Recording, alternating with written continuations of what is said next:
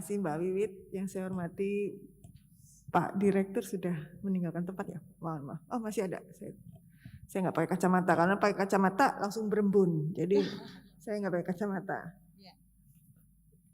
Yang saya hormati Bapak Direktur Utama PDPAL, Bu Diana, kalau masih ada, Bu Dirjen, Bapak Ibu sekalian, mohon maaf saya tidak sebut satu persatu yang hadir di sini. Ada Pak Bekti, Pak Haidar, Pak Tate, dan Bapak Ibu sekalian juga yang hadir secara online. Assalamualaikum warahmatullahi wabarakatuh. Selamat pagi, salam sejahtera buat kita semua dan salam sehat. Senang sekali bisa berada di tengah-tengah Bapak Ibu sekalian dalam acara FSM 6. Saya baru sekali ikut FSM ini Pak. Kenapa? Karena seringnya di luar negeri dan pas nggak bisa gitu ya. Baru sekali ini di Indonesia, jadi kita berbangga memang jadi host dari FSM. Sayangnya pandemi gitu ya, jadi acaranya harus kita lakukan secara hibrid gitulah ya, kurang lebih offline dan online. Jadi mungkin sedikit secara psikologis sedikit kurang meriah gitu, tapi mudah-mudahan dengan acara ini di tengah pandemi yang memang masih harus kita tanggulangi bersama, mudah-mudahan kita semua selamat, sehat ke depan. Mudah-mudahan dengan acara ini kita juga bisa membantu menanggulangi pandemi, karena memang salah satu sumber penyakit atau sumber penularan adalah kebersihan, sanitasi, kondisi hygiene kita bersama gitu ya, pandemi. Saya baca kemarin di India itu salah satu daerah yang paling tinggi angkanya kan sekarang sedang melonjak tinggi di India itu, salah satu akibatnya adalah kondisi sanitasi yang buruk, terutama di daerah pemukiman kumuh. Jadi itu sangat penting sekali untuk kita catat gitu ya, bahwa memang sanitasi ini berperan penting. Mungkin tidak kita perhatikan, sering kali kita tidak tahu atau kita tidak perhatikan, tapi dia berperan penting. Secara diam-diam dia akan menjadi penentu kondisi kesehatan kita. Baik, kalau saya diminta untuk tentang kebijakan, tentu saja saya akan berbicara sedikit normatif, mohon maaf, tapi nanti akan saya sampaikan juga bukti-bukti kondisi-kondisi yang penting untuk kita perhatikan. Nah, dari sisi tadi FSM ini, kita memang di dalam SDG kita sudah diminta menuju tadi akses aman, tidak hanya layak gitu ya, dan kita sudah sebentar lagi gitu ya, tidak lama gitu ya, mungkin dalam waktu 10-20 tahun ke depan kita akan menjadi negara maju gitu ya. Sudah beralih dari negara berkembang menjadi negara menengah atas, bahkan sekarang ini sudah masuk di tahun kedua kita menengah atas, bukan menengah bawah lagi. Jadi kualitas pembangunan kita harus makin baik. Salah satunya tentu saja sanitasi, dan kita kalau bandingkan dengan negara tetangga kita gitu ya, Malaysia, Filipina, bahkan Vietnam yang setara dengan kita, kondisi ekonominya kita sedikit jauh tertinggal dari sisi kondisi air minum dan sanitasi yang aman. Jadi harus terus-menerus kita dorong ke depan.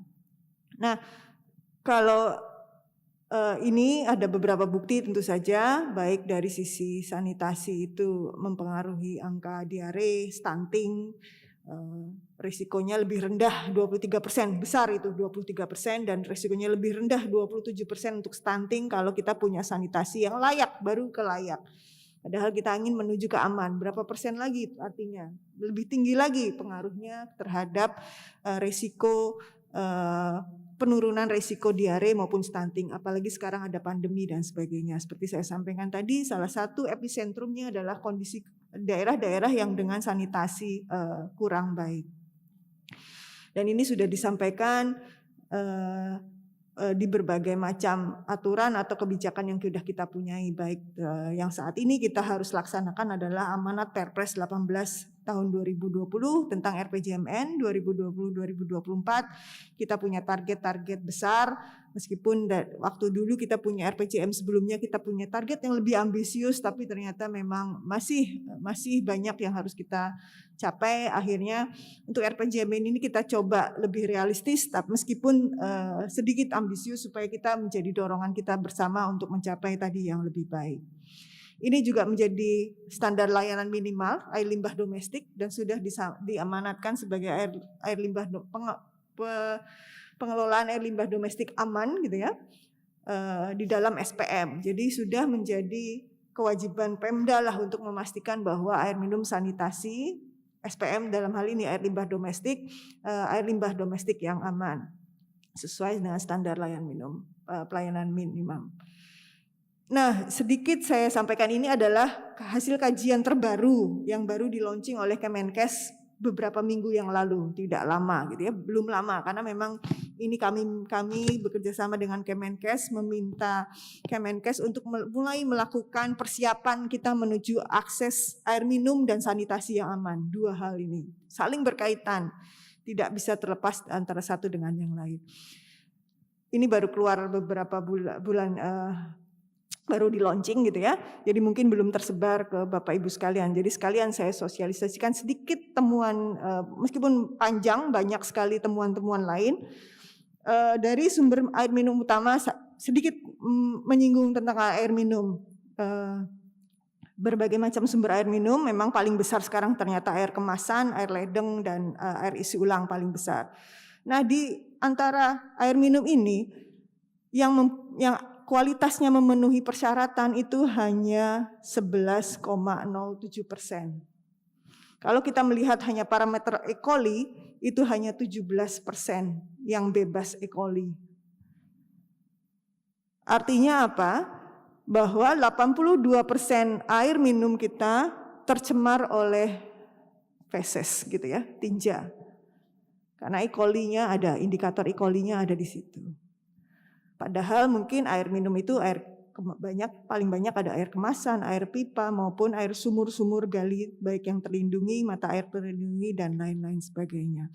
Jadi ini bukti bahwa memang air minum kita sangat terpengaruh oleh kondisi sanitasi. Kita tahu septic tank kita tidak standar, mungkin masih walaupun sudah ada perbaikan terus-menerus dari Bapak Ibu sekalian di daerah maupun dari bantuan pusat maupun masyarakat sendiri.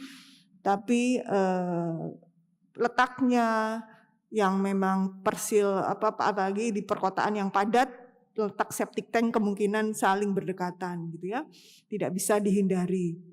Artinya standarnya akan harus makin tinggi supaya aman tidak hanya untuk lingkungan, tidak hanya untuk manusia, tapi juga untuk sumber air minum ini. Jadi saling terkait. Nah, hal-hal itu kemudian memperlihatkan bahwa pentingnya akses sanitasi aman. Kalau dari sana dengan kebijakan kita yang ada, target-target yang ingin kita penuhi adalah sebagai berikut. Pertama, capaian kita di 2020, walaupun kita pakai baseline 2019 waktu itu untuk RPJMN ini, tapi kita sudah punya data untuk 2020 naik sekitar 2% untuk air limbah akses sanitasi layak air limbah domestik, tapi yang aman tuh hanya naik 0,1%. Sekitar 0,1%, 0,14% lah kalau mau lebih tinggi. Akses aman. Artinya apa? Memang dorongan kita terhadap akses aman ini masih perlu kita perkuat. Kemudian untuk praktek BABS turun sekitar 1,5%. Jadi ini cukup ya masih on track lah gitu ya. Tapi kita masih perlu terus untuk memastikan bahwa BABS ini harus 0% di tahun 2024. Target kita di 2024 90% akses sanitasi layak dan 15% aksesnya aman. Kalau kita sekarang 7,64, kira-kira bisa nggak kita sampai ke 15% di aman? Itu tentu saja kami sangat perlu bantuan Bapak Ibu sekalian. Ini adalah milestone kita sebelum ke 2030 yang sebenarnya kalau SDG mengamanatkan aman untuk secara universal gitu ya, tapi mungkin melihat kondisi Indonesia kita kurang lebih mungkin 100% akses layak untuk air limbah dan mungkin kurang lebih 30% akses aman di tahun 2030. Mudah-mudahan bisa tercapai. 53 maaf. 100% layak dan 53% aman. Bisa nggak? Itu yang harus kita hitung lagi. Baik. Nah, capaian kalau kita melihat capaian dan target 2024 per provinsi, ini artinya menjadi evaluasi kita sendiri. Saya nggak kelihatan Mas, maaf kalau mau kasih tanda berapa menitnya nggak kelihatan, silau soalnya. Oke, anak panjang ini sebenarnya, tapi karena saya kadang suka cerita juga. Capaian per provinsi terlihat rata-rata memang di sekitar 70% gitu ya. Ada yang lebih tinggi hampir 90%, ini seperti DIY, Bangka Belitung, Bali, Kalimantan Timur gitu ya Pak Haidar nih, dan beberapa daerah sekali yang lain. Tapi ada yang tertinggal juga di bawah 70% seperti kita hanya punya satu alhamdulillah, yaitu Papua. Tapi menuju ke 100 gapnya masih cukup besar untuk hampir semua daerah. Ini kalau dilihat petanya yang merah-merah ada di bawah rata-rata nasional itu Papua memang paling banyak, Kalimantan, sebagian di bagian barat dan selatan, Sumatera di bagian timur gitu ya. Ini perlu menjadi perhatian. Masih terdapat 17 provinsi dengan akses sanitasi layak di bawah rata-rata nasional. Itu baru akses sanitasi layak. Kalau kita bicara akses sanitasi aman, seperti ini gambarannya. Dari Aceh sampai Papua, mungkin kalau dilihat yang hijau tua, capaian tertinggi ada di Jakarta, Bali, Jogja, dan mungkin Aceh. Gitu ya, kurang lebih. Tapi ada yang sangat rendah seperti Maluku, Papua, Sulawesi Tenggara, NTT, dan sebagainya. Untuk kita sudah menghitung target untuk masing-masing provinsi, jadi target nasional kita turunkan menjadi disaggregate menjadi target-target provinsi dan sudah kita konsultasikan dengan provinsi meskipun belum semua provinsi menyepakati atau memberikan feedback gitu ya. Mungkin udah lebih dari setengahnya, sekitar 25 provinsi sudah kembali kepada kita untuk memastikan bahwa mereka oke dengan target-target tersebut. Nah ini targetnya, gapnya masih ada yang cukup besar seperti DKI, Jawa Timur dan sebagainya. Nah akses sanitasi aman di Indonesia dilakukan melalui 2 track gitu ya, baik yang setempat maupun yang terpusat.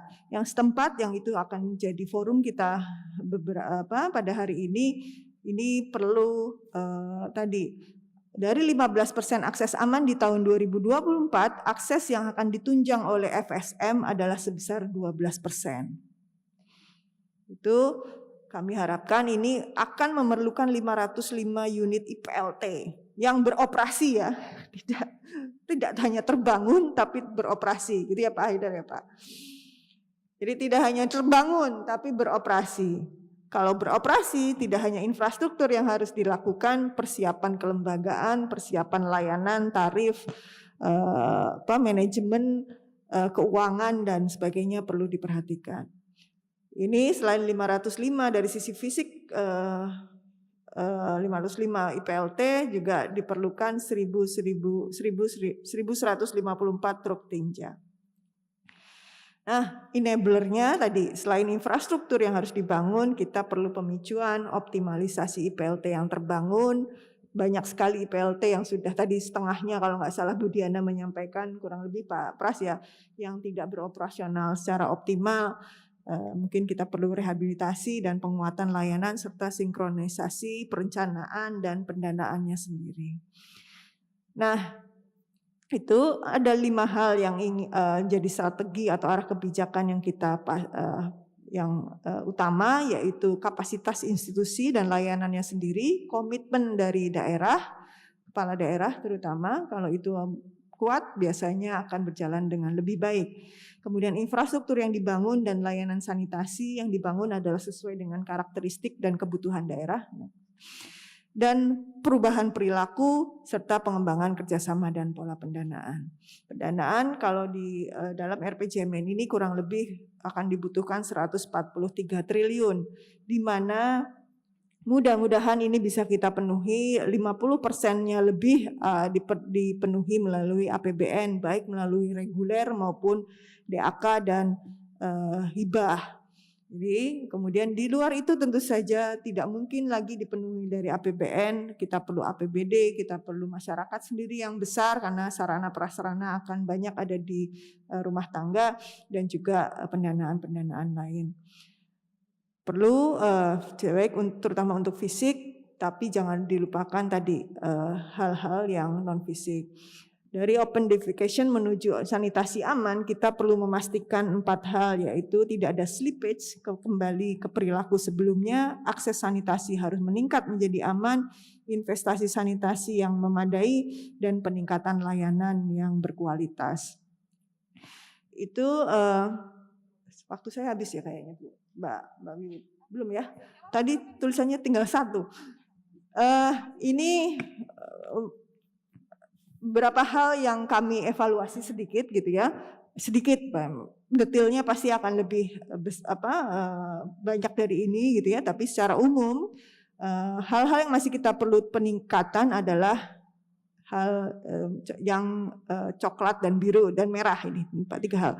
Kalau di sisi sumber STBM, peningkatan perubahan perilaku, itu penting, kampanye, dan kami harapkan Pemda bisa melit ini dari hulu sampai hilir, kemudian bersama-sama dengan dinas terkait gitu ya.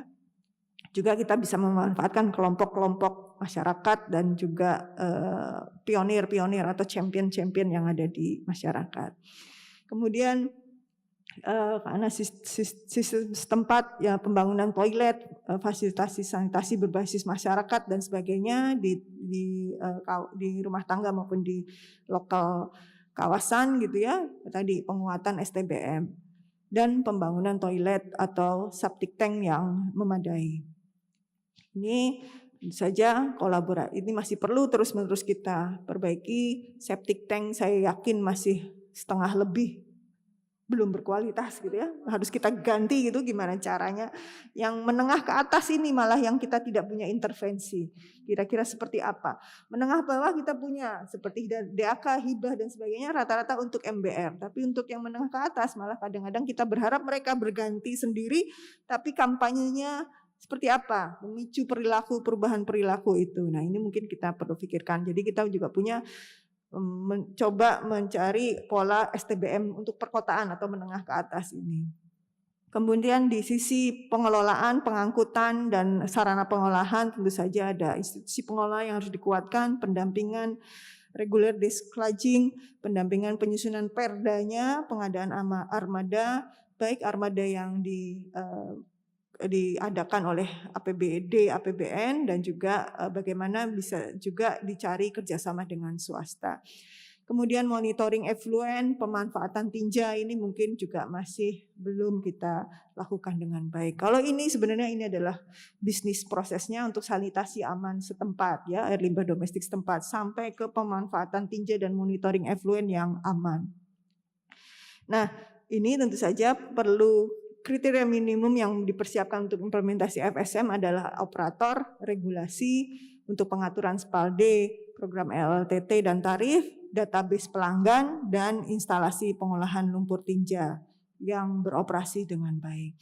Tantangannya tentu saja banyak, ada database yang kadang kita nggak punya, tahu mana septic tank, mana yang akan sedot, berapa banyak, dan kira-kira waktunya kapan, skema layanannya, ada regulator juga yang memastikan layanan berjalan dengan baik, penyedotan, menjangkau seluruh pelanggan, pengaturannya, keterlibatan layanan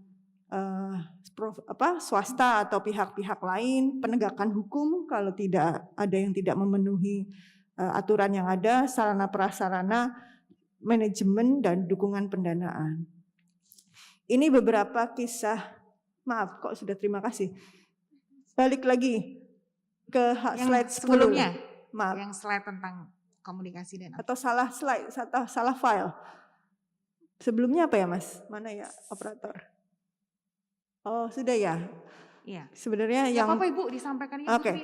Ini ada beberapa kisah sukses, mungkinnya tidak ada di slide, mohon maaf. Beberapa bagaimana mendorong tadi layanan FSM yang lebih baik. Satu, ini di Kendari, mungkin Bapak Ibu sekalian ada yang dari Kendari. Saya sengaja memberikan contoh yang baik supaya lebih terpacu, tidak contoh yang buruk kan tadi. Jadi yang baik ini contoh program Lentera yang mewajibkan ASN sebagai contoh pelaksanaan LLTT di Kendari. Dan juga pembayarannya cicilan melalui bank setempat. Ada regulasi, ada IPLT, ada database tapi juga di situ. Jadi lengkap. Ini bisa menaikkan frekuensi penyedotan tangki septic dari 1 sampai 2 rumah per hari menjadi 9 rumah per hari. Jadi naiknya cukup besar.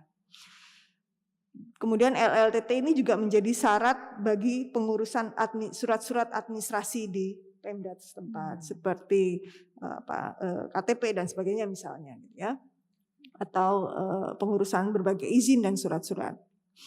Jadi kemudian database pelanggan ada di Makassar dan Gresik yang cukup komprehensif sehingga mereka tahu mana konsumen yang memerlukan penyedotan, kapan penyedotan, sebagainya bisa dilakukan melalui database berbasis teknologi informasi. Itu juga memudahkan kita. Penyedotan secara teratur bisa kemudian terpantau dengan baik.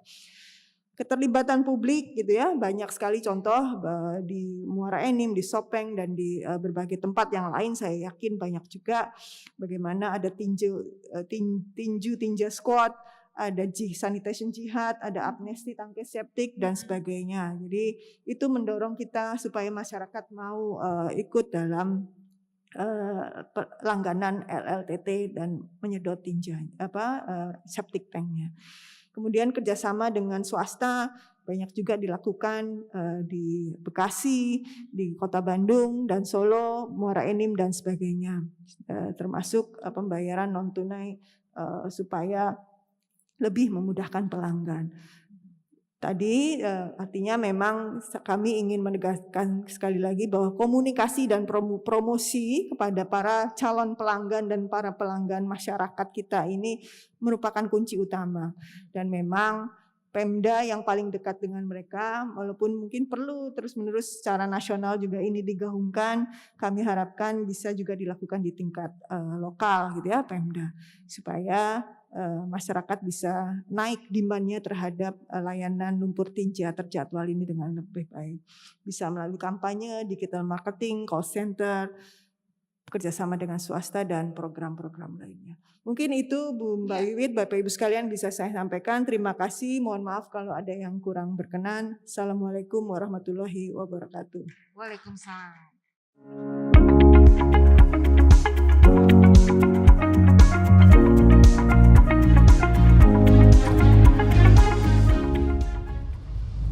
Assalamualaikum warahmatullahi wabarakatuh. Waalaikumsalam warahmatullahi wabarakatuh. Selamat pagi, salam sejahtera untuk kita semua dan juga salam sehat untuk kita semua. Yang terhormat Direktur Utama PD Palal Jaya, Bapak Ibu narasumber, Bapak Ibu penanggap. Untuk kesempatan kali ini perkenankan saya untuk menyampaikan paparan terkait strategi implementasi pengelolaan air limbah domestik sistem setempat di Indonesia. Mungkin pertama kita perlu melihat bagaimana kondisi kita saat ini, kondisi capaian sanitasi saat ini. Mungkin bisa ini slide-nya biar saya sambil sekalian baca ya. Atau belum ter-share? Ya, ini dia Pak. Oke, terima kasih. Jadi Bapak Ibu sekalian, tadi Ibu Firky juga sudah menyampaikan terkait dengan kondisi saat ini dan tentunya apa yang akan kita capai ke depan. Jadi memang tentu belum menggembirakan kondisi saat ini karena masih 79,53% gitu ya, akses sanitasi layak, di mana di dalamnya juga ada sekitar 7,6% akses aman, dan juga masih ada praktek buang air besar sembarangan di tempat terbuka dan juga terdapat akses belum layak ya, masing-masing 6,19% dan 14,28%. Nah di samping itu terkait dengan kondisi dengan sistem air limbah setempat ini, khususnya yang menggunakan IPLT gitu ya, menggunakan instalasi pengelolaan lumpur tinja sebagai pengolahan masih sangat rendah gitu ya. Jadi kalau kita lihat memang sistem setempat kurang lebih 70%, di mana masih 7% yang melakukan pengolahan lumpur tinja lanjutan yang memenuhi kriteria safely managed gitu ya. Jadi masih rendah memang, khususnya utilisasi dari IPLT atau instalasi pengelola lumpur tinja terbangun. Nah, tadi juga disampaikan Bu Virgi, 5 tahun ke depan sesuai dengan RPJMN, memang kita akan mencapai target kita adalah 90% akses layak, di mana di dalamnya ada 15% rumah tangga yang nantinya memiliki akses sanitasi aman. Jadi kita berharap memang 15% praktek safely managed bisa tercapai di 2024. Nah, tentu kita melihat ada hal yang menjadi isu, yaitu kebutuhan mendesak untuk pengolahan lumpur tinja pada tangki septik gitu ya. Karena kita tahu belum banyak kota kabupaten di Indonesia yang mempraktekkan layanan lumpur tinja terjadwal, termasuk tentunya di situ masalah operasional dari instalasi pengolahan lumpur tinja terbangunnya. Nah, Bapak Ibu sekalian, mungkin kita juga perlu merefresh bagaimana sistem pengelolaan air limbah domestik di Indonesia. Pada dasarnya ada 2 kategori, satu sistem pengelolaan limbah domestik setempat, ya dengan subsistem pengelolaan setempat menggunakan tangki septik, kemudian subsistem pengangkutan tentunya dengan menggunakan truk tinja, dan subsistem pengolahan lumpur tinja menggunakan instalasi pengolahan lumpur tinja. Banyak isu di situ tentunya karena tidak semua tangki septik sudah sesuai dengan SNI. Balik lagi, mohon maaf. Kemudian belum banyak praktek untuk penyedotan lumpur tinja secara terjadwal, dan juga hasil olahan dari instalasi pengolahan lumpur tinja belum memenuhi baku mutu air limbah yang dikeluarkan oleh Kementerian Lingkungan Hidup dan Kehutanan. Kemudian untuk yang kedua, yang walaupun bukan menjadi topik pada hari ini, yaitu adalah sistem pengolahan air limbah domestik terpusat dalam hal ini atau sewerage system ya, SPAL-DT, di mana ada subsistem pelayanan tentu dengan menggunakan sambungan rumah, kemudian subsistem pengumpulan menggunakan jaringan perpipaan, dan subsistem pengolahan terpusat dalam hal ini menggunakan instalasi pengolahan air limbah domestik. Nah, ini kami sesuai dengan peraturan Menteri PU ada skalanya, jadi dari skala permukiman yang 50 sampai 200 ribu jiwa, kemudian yang di atas 20 ribu jiwa adalah yang skala perkotaan, maupun yang SPAL-D skala kawasan tertentu, misalnya untuk high-rise building. Nah, di situ juga kita punya masalah gitu ya, karena masih belum semua tentunya IPAL D yang saat ini itu ya memenuhi baku mutu effluent air limbah gitu ya, dan juga tidak semua IPAL D ini dilengkapi dengan pengolahan lumpur yang memadai. Tentu hal-hal ini juga menjadi perhatian kita bersama. Nah, khusus untuk yang sistem pengolahan air limbah domestik setempat, memang ada beberapa isu, tapi sekaligus tantangan gitu ya, yang kita hadapi, dan tentunya kita semua sebagai stakeholder yang menangani urusan air limbah nantinya bisa berkontribusi dalam rangka untuk menjawab isu dan tantangan ini gitu ya. Jadi misalnya di sistem pengolahan setempat masih banyak itu ya tangki septik yang memang belum memenuhi SNI, ini yang akhirnya menyebabkan rendahnya kebutuhan untuk tangki septik itu dilakukan penyedotan. Di samping juga masyarakat atau penduduk yang belum mempunyai kemampuan untuk membayar biaya penyedotan. Nah, ini tentu juga memerlukan pemikiran, bahkan nanti kita ada skim-skim pembiayaan yang memudahkan bagi penduduk untuk atau masyarakat untuk bisa punya kemampuan membayar biaya penyedotan. Nah, kemudian juga yang tidak kalah penting ya terkait dengan ada ketersediaan data gitu ya. Database kita terkait dengan tangki septik sebagai calon pelanggan itu masih kurang gitu ya. Jadi memang kota kabupaten yang sudah difasilitasi melalui program LLTT sudah mulai melakukan pendataan, tapi saya meyakini mayoritas kota kabupaten di Indonesia belum mempunyai data tangki septik sebagai calon pelanggan. Jadi kalau data dalam isian survei memang ditulis ya kepemilikan kepemilikan tangki septik di masing-masing rumah tangga misalnya, tapi masih belum dalam bentuk database yang bisa dipakai sebagai nantinya sebagai calon pelanggan. Nah, kemudian dari sisi subsistem pengangkutan, kita ketahui bersama kebanyakan gitu ya, kota kabupaten tidak pengen dekat-dekat gitu ya dengan instalasi pengelolaan lumpur tinja gitu ya. Jadi lokasi yang disiapkan memang cukup jauh dari pusat yang akhirnya dilayani gitu ya. Kami di Kementerian PUPR ini banyak mendapatkan masalah juga gitu ya, karena kadang lokasinya itu nggak hanya remote ya, tapi ekstrim gitu ya. Nah, ini yang juga mempengaruhi gitu ya terkait dengan biaya pengangkutan, dan juga akhirnya ada praktek-praktek pembuangan secara ilegal gitu ya. Nah, kemudian juga kita ketahui bersama bahwa ketersediaan alat angkut dalam hal ini truk tinja di masing-masing kota kabupaten masih belum memadai gitu ya.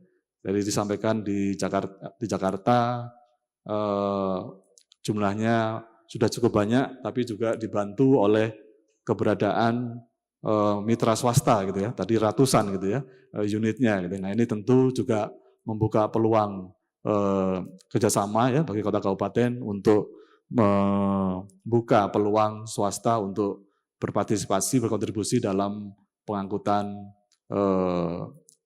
lumpur tinja. Tadi Pak Dirut PDPAL menyebutnya lumpur tangki septik gitu Pak ya. Kami karena mengikuti di peraturan Menteri PU masih ngomongnya lumpur tinja ya. Kemudian di subsistem pengolahan lumpur tinja sendiri juga ada permasalahan tentunya. Tadi disampaikan baru 299 ya kota kabupaten yang memiliki IPLT dari total 514 kota kabupaten. Walaupun dari 299 tadi tidak semua beroperasi dengan layak gitu ya. Kemudian ada masalah terkait dengan tarif ya yang masih belum sepenuhnya full cost recovery, dan tentu terkait dengan pengelolaan di IPLT-nya sendiri gitu ya. Tadi disampaikan memang tidak semua kota kabupaten misalnya ada pemisahan gitu ya antara operator dengan regulator. Jadi misalnya regulator adalah sebenarnya dinas gitu ya. Operator bisa UPTD atau seperti DKI menggunakan perusahaan daerah, atau juga ada sebagian kota kabupaten yang menggabungkan antara layanan air minum dan air limbah di PDAM misalnya. Ini yang sebagai operator yang diharapkan memang bisa meningkatkan kinerja dari pengelolaan di instalasi. Kemudian juga belum sepenuhnya gitu ya, kota kabupaten memiliki peraturan daerah gitu ya, yang mengatur tentang air limbah, termasuk di dalamnya mengatur tentang tarif. Kemudian IPLT yang terbangun pun praktek-praktek operasi dan pemeliharaannya masih belum sesuai dengan standar operating procedure. Jadi ya dioperasikan ala kadarnya gitu ya. Jadi itu yang kadang-kadang membuat kinerja dari pengelolaan tidak tercapai gitu ya. Dalam hal ini misalnya standar kualitas efluen tidak bisa dipenuhi. Kemudian yang tidak kalah penting juga belum adanya gitu ya pemantauan kualitas secara berkala. Nah, ini yang tentunya nanti di masing-masing dinas perlu juga mengaktifkan misalnya dinas LH-nya atau dinas kesehatan gitu ya untuk nantinya bisa secara berkala memantau kualitas efluen dari IPLT. Berikutnya Bapak Ibu sekalian mungkin ini terkait dengan strategi, tadi juga disampaikan baik oleh Bu Dirjen pada saat pembukaan maupun tadi Bu Virgi gitu ya, bahwa tidak cukup memang sebenarnya kita mengatasi permasalahan ini dengan penyediaan prasarana gitu, atau infrastruktur gitu ya, karena memang pada dasarnya air limbah ini bersifat multidimensi gitu ya, dan tentu ada beberapa aspek di situ yang harus kita perhatikan. Jadi memang dari sisi teknis memang kita paling mudahnya gitu ya adalah menyediakan prasarana gitu ya. Termasuk juga tadi Bu Virgi mentargetkan ada 1.104 ya. 54 ya untuk pengadaan armada truk tinja. Ya kalau kita punya dana cukup memang mudah saja gitu ya untuk kita pengadaan. Tapi tentu ini juga sesuatu yang perlu kita pikirkan bagaimana untuk bisa pengadaannya. Kemudian tentu terkait dengan pendataan, ini khususnya Bapak Ibu sekalian di kota kabupaten gitu ya, bagaimana kita bisa menyusun pendataan gitu ya sebagai nantinya basis data calon pelanggan. Kemudian yang juga tidak kalah penting tentunya adalah bagaimana kita bisa menerapkan penyedotan secara berkala gitu ya, dengan layanan lumpur tinja terjadwal. Nah, ini memang kami masih belum cukup optimal gitu ya dalam memfasilitasi kota kabupaten untuk memiliki program LLTT. Jadi kami juga terima kasih dengan IWOS yang sudah banyak, tadi ada disebutkan 35 kota kabupaten sudah didampingi untuk penyusunan LTT. Kami juga mencoba untuk bisa mereplikasi praktek baik yang sudah dilaksanakan oleh IWOS ini untuk nantinya juga bisa diterapkan di kota kabupaten lain. Kemudian juga tidak kalah penting adalah menyiapkan peraturan gitu ya terkait dengan bagaimana kita bisa mengelola air limbah setempat ini dengan baik. Ini adalah salah satu juga yang menjadi perhatian. Nah, kemudian terkait dengan regulasi, tentu juga kita mendorong kota kabupaten untuk memiliki peraturan daerah.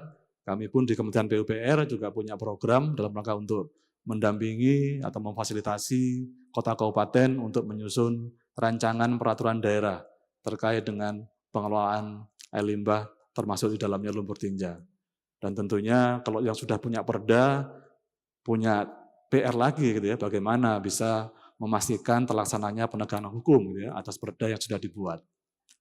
Nah, kemudian Bapak Ibu sekalian juga masalah kelembagaan. Jadi ini memang Indonesia ini unik gitu ya. Tadi juga disampaikan oleh Dirjen Cipta Karya, tidak ada satu solusi yang sifatnya seragam gitu ya.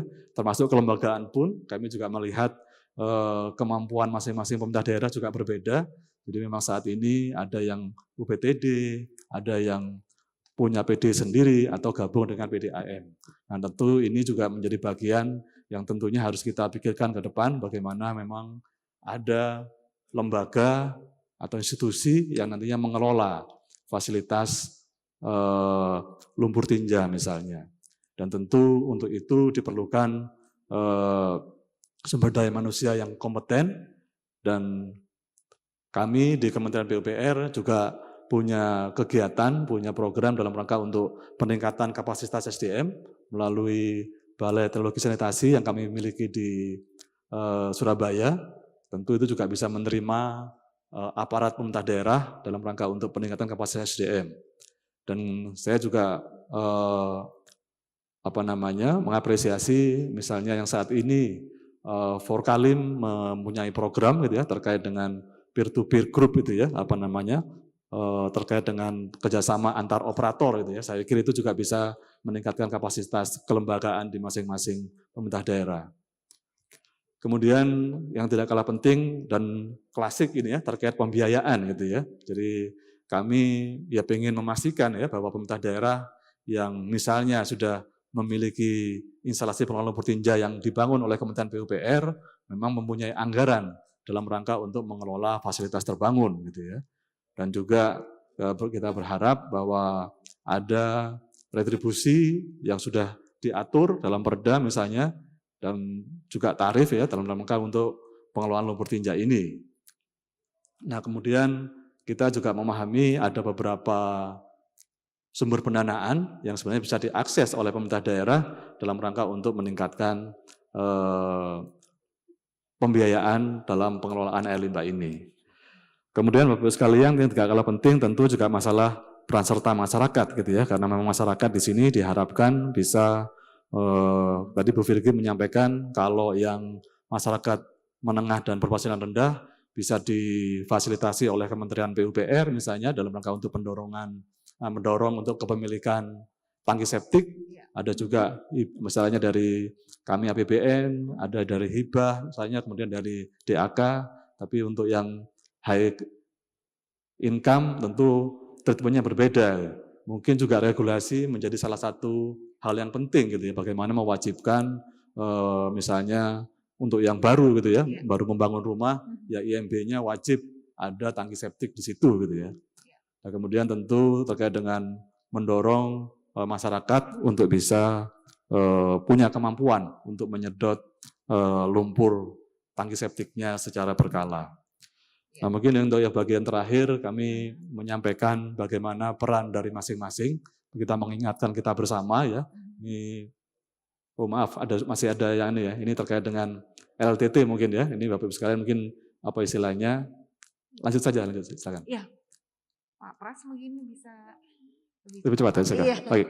Jadi kita mengingatkan gitu ya, ini layanan untuk pekerja terjadwal ini dalam rangka untuk menjamin subsistem dalam pengelolaan air limbah domestik setempat ini bisa berjalan baik gitu ya, baik dari penggunaan tangki septik yang optimal, kemudian pemanfaatan transportasi dan juga pengolahan lumpur tinja, dan mungkin juga ada hal yang menarik ini ya, ada tambahan baru gitu ya terkait dengan pemanfaatan kembali gitu ya, baik air olahan ya maupun lumpur yang dihasilkan dari pengolahan gitu ya. Saya pikir PDPAL juga sudah mulai menggunakan ini gitu ya, lumpurnya dimanfaatkan sebagai pupuk dan juga mungkin briket dalam rangka untuk energi baru terbarukan misalnya. Yang jelas secara prinsip LLTT ini adalah layanan yang harusnya dilaksanakan secara berkala dan terjadwal gitu ya. Tapi bukan berarti yang misalnya saat ini ada on call basis itu tidak dimatikan, tetap jalan ya, karena memang masih ada lokasi-lokasi yang belum dilayani oleh LLTT. Dan saya yakin ada banyak manfaat di sana, baik secara langsung maupun tidak langsung, yang akan diperoleh oleh kota kabupaten khususnya apabila menerapkan layanan lumpur tinja terjadwal gitu ya, baik dari sisi kita bisa tahu kinerja tangki septik, kemudian kita bisa mengurangi potensi pencemaran lingkungan, dan yang gak kalah penting tentunya bagi kota kabupaten yang memang punya visi misalnya ya, terkait kebersihan, keindahan, mestinya itu juga bisa meningkatkan citranya gitu ya. Nah ini manfaat langsungnya. Tidak langsungnya saya pikir juga ada beberapa ya, baik terkait dengan masalah utilisasi dari IPLT, kemudian juga bagaimana meningkatkan kesadaran masyarakat dalam rangka untuk mengolah limbahnya yang dihasilkan sendiri gitu ya, harusnya tanggung jawabnya adalah masyarakat sendiri. Dan kemudian terkait juga bagaimana membiasakan masyarakat gitu ya, tanggung jawab bahwa memang untuk mengolah air limbah ini perlu dana gitu, perlu biaya. Dan tentunya juga kita membuka peluang usaha gitu ya, baik secara produksi maupun jasa gitu ya, baik untuk misalnya yang saat ini PDPAL menyediakan misalnya tangki septik individual gitu ya, dan juga mungkin jasa lainnya ya terkait penyedotan yang sekiranya bisa terbuka pada saat kita menerapkan LLTT ini, peluang usahanya. Baik Bapak Ibu sekalian, mungkin yang terakhir ini adalah terkait pembagian tugas. Ini mungkin hanya untuk khususnya untuk kota kabupaten gitu ya. Ini mohon maaf nih, kami tidak melihat, bukan berarti tidak melihat di luar pemerintah ini tidak punya kontribusi ya, tapi mungkin memang kami ingin menekankan bahwa di Kementerian PUPR kami punya beberapa kegiatan, punya beberapa program yang sebenarnya bisa diakses oleh pemerintah daerah gitu ya. Nah ini mudah-mudahan hal-hal seperti ini nantinya bisa meningkatkan pengelolaan air limbah domestik khususnya yang setempat dalam rangka untuk pencapaian akses aman sanitasi di tahun 2024. Demikian, terima kasih. Wassalamualaikum warahmatullahi wabarakatuh. Waalaikumsalam. Terima kasih banyak Pak Pras.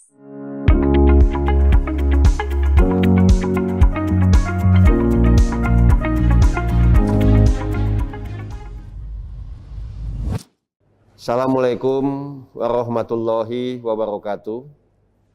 Saya Wali Kota Jambi yang sekaligus juga menjabat sebagai Ketua AKOPSI Indonesia, yaitu organisasi yang bergerak di bidang sanitasi yang beranggotakan kabupaten kota atau bupati dan wali kota. Organisasi ini adalah satu-satunya organisasi di dunia, yaitu aliansi para kepala daerah sebagai wadah saling berbagi pengalaman dan pengetahuan, serta melakukan advokasi, kebijakan, dan kampanye publik untuk isu-isu terkait sanitasi, air minum, dan penanggulangan kawasan kumuh di Indonesia. Kami seluruh anggota AKOPSI memiliki komitmen, yaitu kepala daerah, bagaimana menata masa depan lewat urusan belakang. Karena kita tahu bahwa urusan belakang ini sangat penting sekali.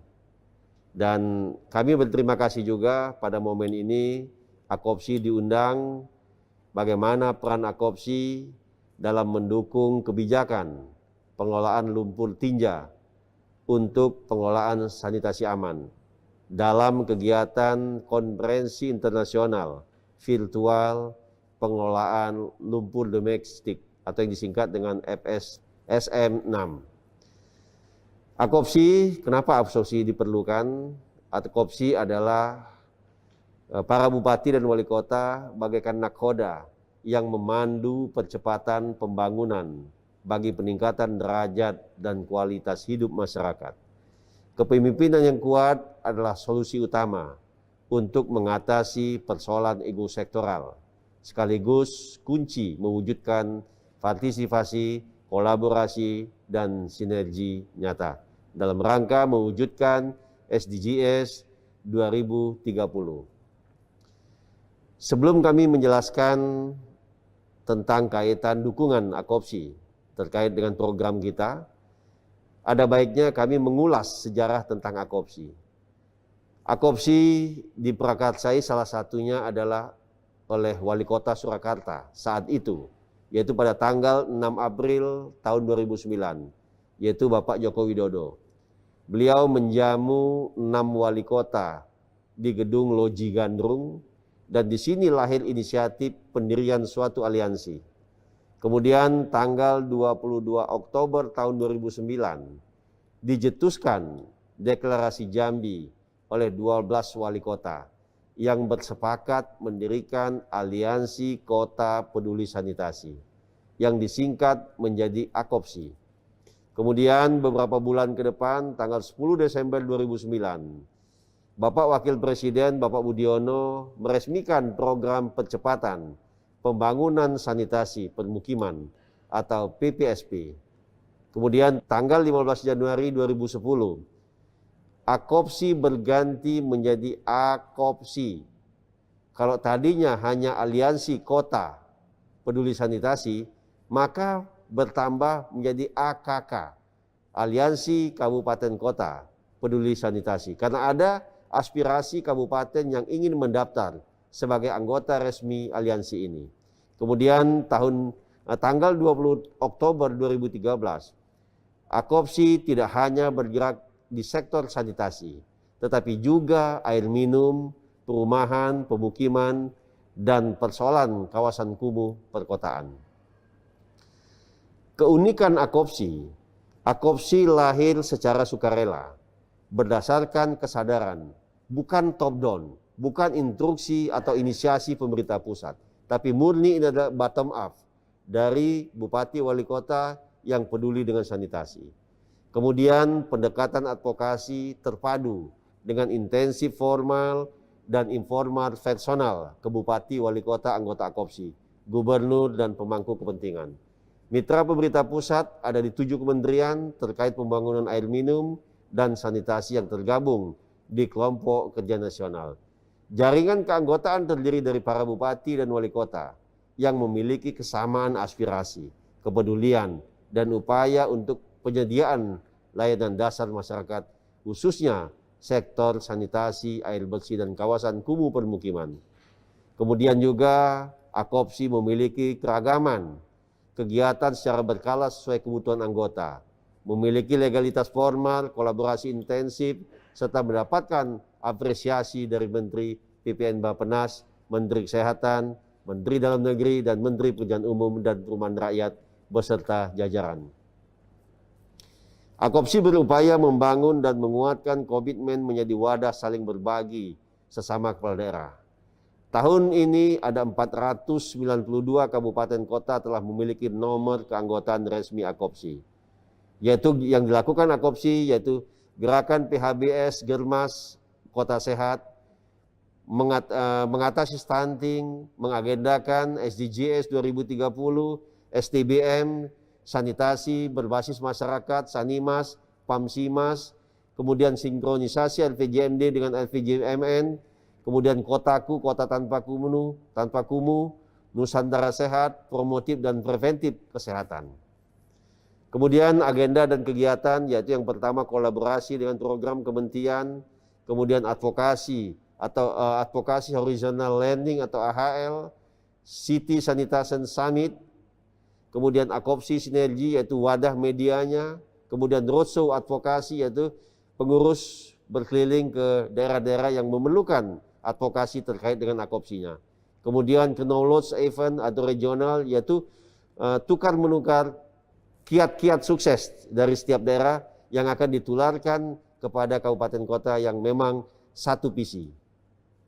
Kemudian dalam pembelajaran 10 tahun AKOPSI, kepala daerah melakukan integrasi, sinergi, dan koordinasi antara OPD dan non-OPD, termasuk juga TNI Angkatan Darat, CSR swasta, pemerintah desa, dan media massa.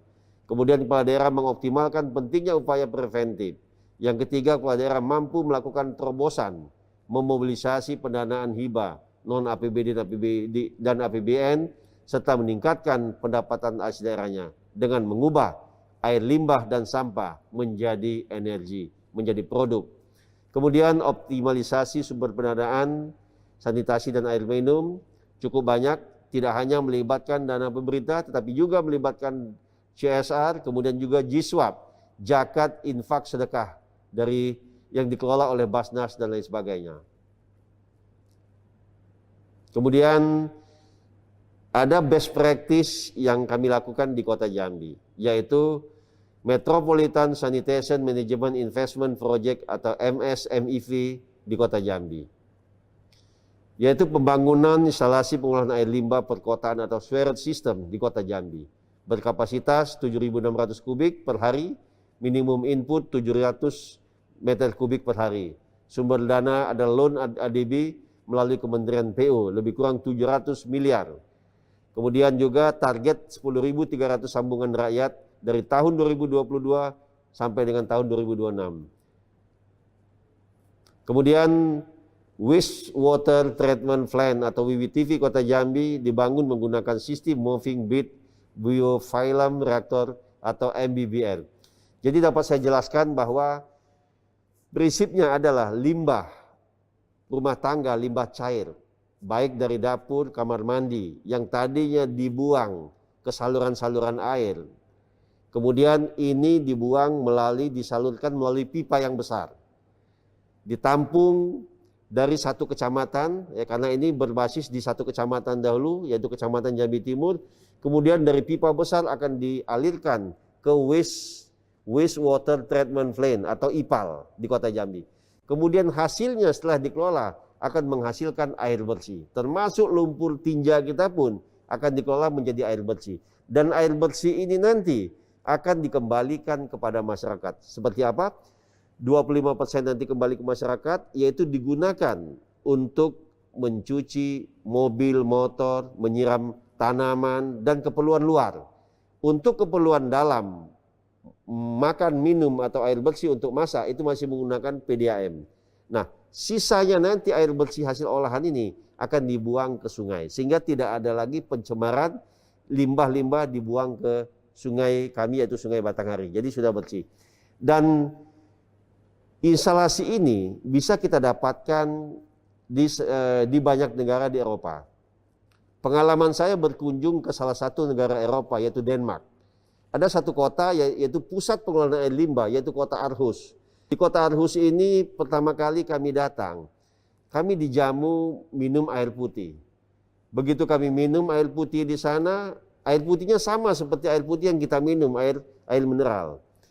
Setelah kami minum air ini, kami dibawa keliling, dari mana sumber air putih ini? Nah, ternyata kami dibawa ke tempat pengelolaan limbah rumah tangganya, ya, limbah cairnya.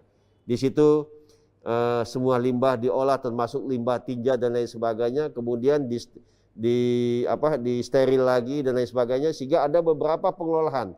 Kemudian produk akhirnya adalah air bersih. Air bersih tanpa bau dan tanpa rasa. Dan secara kesehatan juga sudah tidak mengandung unsur-unsur bakteri dan lain sebagainya. Nah, air inilah yang dikembalikan ke masyarakat, dan air di sana sudah bisa untuk diminum dengan proses ozonisasi dan lain sebagainya. Inilah yang kami katakan yang nanti insya Allah akan dilakukan di salah satu kecamatan kami di Kota Jambi ini. Waktu pelaksanaan yaitu dari tahun 2020 sampai dengan tahun 2024. Pembangunan sistem pembuangan air limbah, pengumpulan air limbah termasuk stasiun pemompaan. Kemudian pembangunan perpipaan saat ini sedang kami laksanakan. Goals-nya adalah mengelola limbah cair yang dihasilkan rumah tangga menjadi air bersih. Seperti yang saya sampaikan tadi. Di mana air bersih ini akan dikembalikan ke rumah tangga berbentuk waste water reuse yang digunakan untuk mencuci mobil, menyiram tanaman, dan lain-lain. Kami belum untuk kebutuhan dapur, ya, tetapi hanya untuk kebutuhan mencuci. Kemudian sisa air bersih yang sudah diolah dan sudah menjadi air bersih akan dialirkan ke sungai atau danau yang kami miliki, sehingga mengurangi tingkat pencemaran air sungai dan danau. Akopsi siap bersinergi dengan para bupati dan wali kota guna meningkatkan komitmen kita semua terhadap peningkatan sanitasi untuk mewujudkan Indonesia yang lebih baik. Dan kami, Kota Jambi, sebagai pilot project sewerage system di Indonesia, kami siap menjadi salah satu daerah tujuan untuk melihat bagaimana mekanisme yang kami buat saat ini, dan mudah-mudahan yang kami buat ini bermanfaat nantinya untuk Indonesia.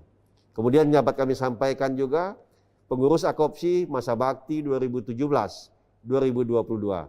Saya Wali Kota Jambi sebagai ketua, kemudian Bupati Malang, Bupati Tangerang, Wali Kota Banjarmasin, Wali Kota Makassar, saat PJ Wali Kota Makassar, Wali Kota Bontang, Wali Kota Depok, Bupati Pringsewu, Wali Kota Cimahi, Wali Kota Bogor, Bupati Karanganyar, Wali Kota Mataram, dan Direktur Eksekutif kami.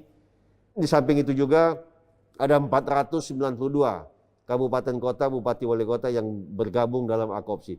Akopsi organisasi yang sangat besar, melebihi Apeksi, melebihi Apkasi, karena jumlahnya sangat besar sekali. Mungkin itu yang bisa kami sampaikan, semoga bermanfaat.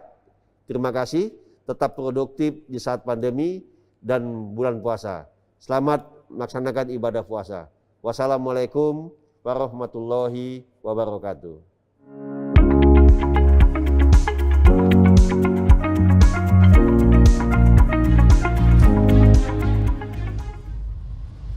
Selamat pagi.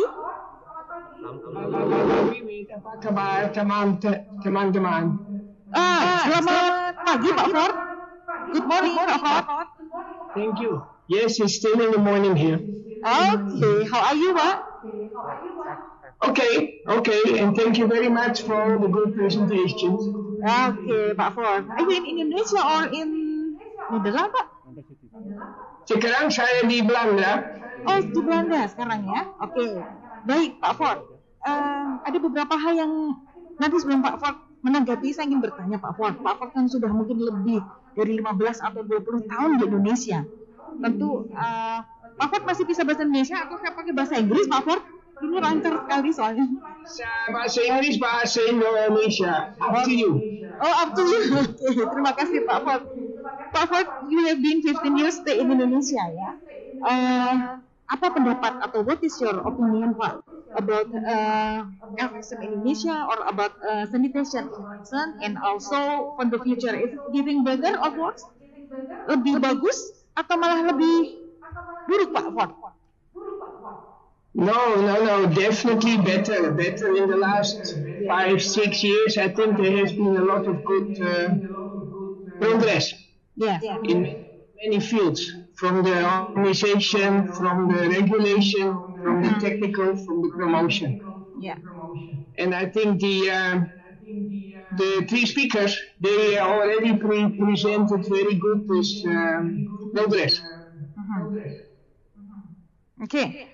So in Indonesia about hello Pak Ford. Comment. Okay, please Pak. Please continue. Time is yours. So I can do it in bahasa Inggris or in bahasa Indonesia. What do you prefer? What is prefer Pak Pras? Bahasa Indonesia Pak Ford. Because I know you can speak Indonesia very well. I prepared it. I will just read it, and then thank you very much for the presenters. Terima kasih atas tiga pembicara, kehormatan Bu Fiji, Pak Pras, Pak Farshad, yang dengan sangat jelas menjelaskan dukungan kuat yang diberikan pada pemerintah tertinggi di Indonesia untuk peningkatan layanan air limbah bagi seluruh masyarakat di Indonesia. Ini adalah trek pertama dari trek Indonesia FSM 6. dan langsung menjadi salah satu yang terpenting dalam 2 hari ini. Karena semua yang berhubungan dengan perbaikan pengelolaan air limbah sangat perlu kearahan jelas dan positif yang diberikan oleh para pemimpin kita, baik secara nasional, terutama melalui Kementerian PUPR dan Bappenas ya, dan yang di sini, maupun di tingkat daerah melalui semua wali kota dan bupati diwakili di sini oleh Akopsi. Andalah yang menentukan masa depan sanitasi yang dikelola dengan aman di Indonesia. Anda adalah orang-orang yang dapat 5 topik, membimbing, mempromosikan, merangsang, mengatur, dan mengevaluasi perkembangan sanitasi yang lebih baik untuk semua di tahun-tahun mendatang dan menunjukkan contoh terbaik di negara-negara lain di wilayah Asia dan seluruh dunia. Anda membimbingkan dengan menfokuskan semua pemangku kepentingan untuk membuat langkah besar di FSM sebagai cara tercepat dan paling hemat biaya. Yang kedua, memperlihatkan semua komponen rantai sanitasi, mengidentifikasikan untuk masing-masing hambatan dan peluang, dan menghasilkan solusi. Jadi jangan hanya fokus untuk satu tim atau IPLT, harus lihat semua sistem dari awal sampai akhir. Anda dipromosikan oleh menunjukkan contoh layanan FSM, termasuk LLTT, like Pak Pras mention, yang terjangkau di seluruh kota dan kabupaten. Pembelajaran horizontal, training, knowledge events, seperti Bapak dari Akopsi bilang ya, Wali Kota Jambi, di seluruh Indonesia dan regional. Menggunakan tangki septik yang lebih baik daripada tangki septik yang bocor, yang cubluk, yang semua masih suka.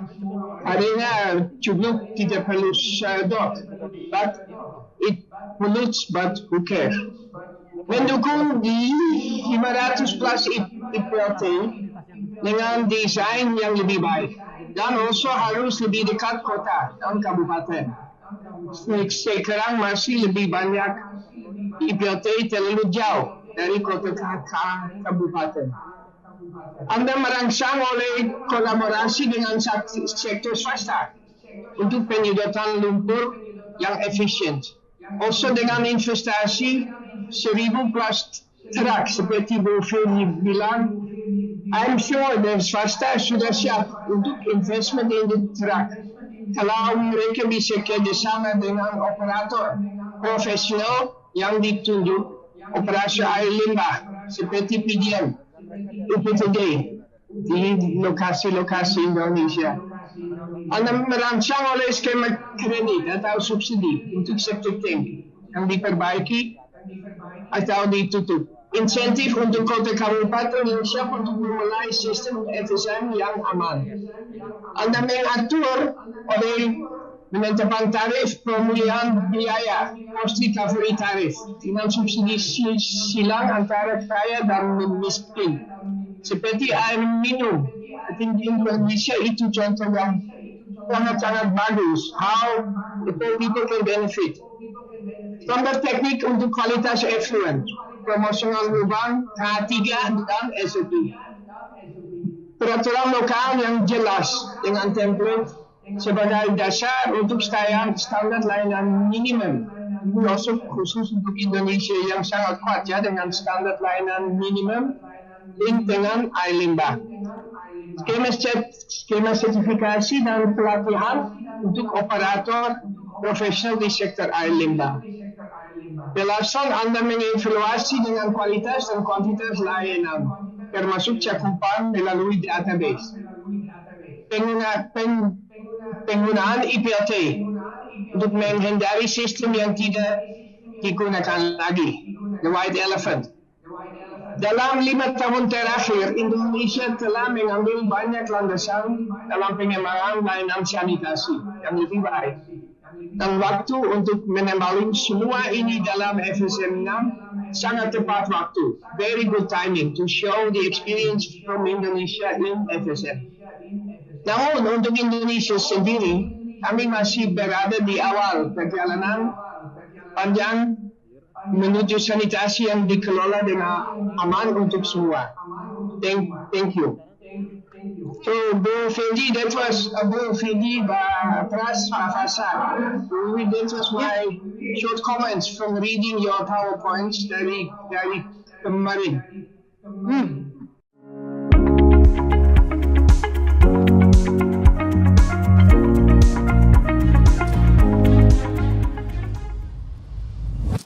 Thank you for your question. So, I will base my answer on my experience in Europe and Africa, and as WASH sector leader for SNV, implementing citywide sanitation in 3 cities in Indonesia, providing institutional support in centralized sanitation construction projects, and support to the recent SANIMAS evaluation on DWATS and community IPAL. Indonesian fecal sludge management policy is strong and balanced. It includes different sanitation approaches, so centralized, semi-centralized, individual. It has a comprehensive regulatory framework, demand generation programs such as SDBM, SANIMAN, as well as financing for wastewater and fecal sludge treatment. What remains the challenge is the functionality of infrastructure in the long term, operations and maintenance, and also the capacity of what should be skilled technicians. And here I'm talking about the masons, the tukans, the plumbers, and the fecal sludge technicians, operators, and emptiers. Indonesia can look at experience from developing countries, as you suggest, but also should look at developed countries. And I would say, especially in terms of curriculum and targets for initial educations, for technicians, as well as certifications. In European countries, the initial training of a mason or a plumber is 2 to 4 years and ends up with a certification and a technical license. In other countries I worked in, for example in Ghana, I was surprised to see that the entrepreneurs had a high level, and that enabled them to build performing containment systems such as watertight and well-performing septic tanks, and even to innovate with different technologies such as bio treatment, biodigestion systems at individual level. We can also see that these entrepreneurs are skilled in marketing, in cost management, and in small business development in general. This good technical and business management level from technicians contributes positively to reaching the government's targets towards sustainable development goals, as there is a grassroots technical capacity to respond to governmental ambitions. And I think this is something that Indonesia could get inspired from, to have a good technical relay of the governmental policy. Another observation from my experience in West Africa is high articulation between the private sector and the utilities. So the utilities can be private or public. In different countries such as Senegal, Côte d'Ivoire, Benin, Ghana, there's higher, the vacuum tank operators, the emptiers gradually became acknowledged by the government, were formalized into, so with licenses, and also are organized into federations or groups of emptiers. So when the vacuum tank operators, the emptiers, are organized and supported by the government, we can observe a win-win situation and a positive impact on the performance of the sanitation sector as a whole. Also, higher capital investment as private equity comes to complement the public funding, and a better sanitation coverage in general. Indonesia has ambitious targets in safely managed sanitation and in dislodging, for example, with the El Dua to Dua initiative. But there are still regulatory barriers to the participation of the private sector. I believe that it's important to facilitate the private operators' use of the IPLT to make it easy for them to be able to dislodge in the IPLTs instead of doing open dumping. And Indonesia could get some inspiration from African countries and European countries, which do enable a wide range of arrangements between the private operators and the public utilities. Thank you for listening to me. Terima kasih.